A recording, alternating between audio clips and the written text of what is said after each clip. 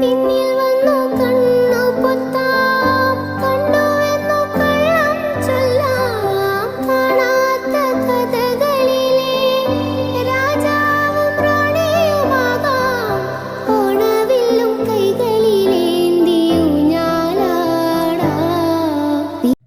ഇന്നത്തെ റെസിപ്പി പേർളി മാണിയുടെ സ്പെഷ്യൽ മുട്ട ചുരുട്ട് കറിയാണ്. അപ്പോൾ അതിനായിട്ട് ഞാൻ കുറച്ച് പരിപ്പെടുത്തിട്ടുണ്ട്. അതിലേക്ക് തക്കാളി, സവാള, മഞ്ഞൾപ്പൊടി, ഉപ്പും ചേർത്തൊന്ന് വേവിക്കാനായിട്ട് വെക്കുന്നുണ്ട്. ഇനി നമുക്ക് വേണ്ടുന്നത് കുറച്ച് സ്പൈസസ് ആണ്.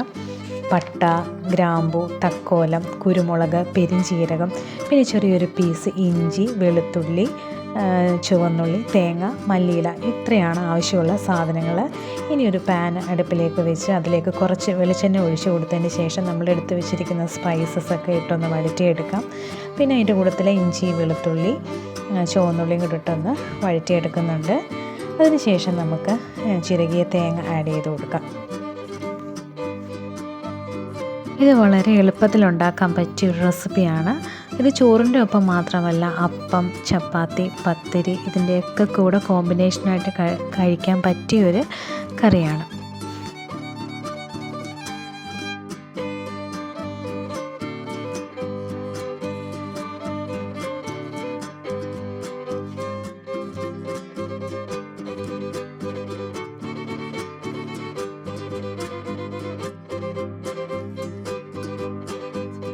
കുറച്ച് മല്ലിയില ചേർത്ത് കൊടുക്കാം.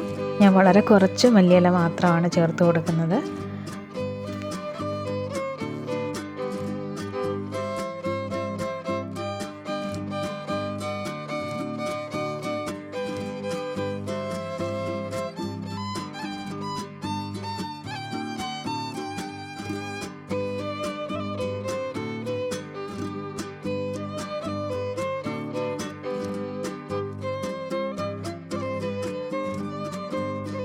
വെള്ളമൊക്കെ വറ്റി ഇതൊരു സ്ലൈറ്റ് ബ്രൗൺ കളറായി വന്നിട്ടുണ്ട്. ഇതിലേക്ക് നമുക്ക് പൊടികൾ ചേർത്ത് കൊടുക്കാം. 1 ടേബിൾ സ്പൂൺ അളവിൽ മല്ലിപ്പൊടി, 1.5 ടേബിൾ സ്പൂൺ അളവിൽ മുളക് പൊടിയാണ് ചേർത്ത് കൊടുക്കുന്നത്.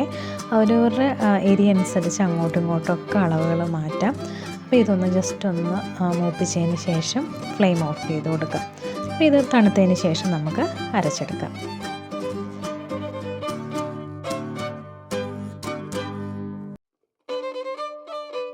അപ്പോൾ ഇതിലെ മെയിൻ ഇൻഗ്രീഡിയൻ്റായ മുട്ട നമുക്കൊന്ന് പൊരിച്ചെടുക്കാം. അപ്പോൾ അതിനായിട്ട് ഞാൻ അതിലേക്ക് കുറച്ച് സവാള ചേർത്ത് കൊടുത്തിട്ടുണ്ട്. കുരുമുളക്, ഉപ്പ് ഇതെല്ലാം ചേർത്ത് ബീറ്റ് ചെയ്ത് നമുക്ക് ഓംലെറ്റ് ഉണ്ടാക്കിയെടുക്കാം. ഓംലെറ്റ് ഉണ്ടാക്കിയതിന് ശേഷം ഇതിങ്ങനെ ചുരുട്ടിയെടുത്തിട്ട് പീസസ് ആക്കിയെടുക്കാം.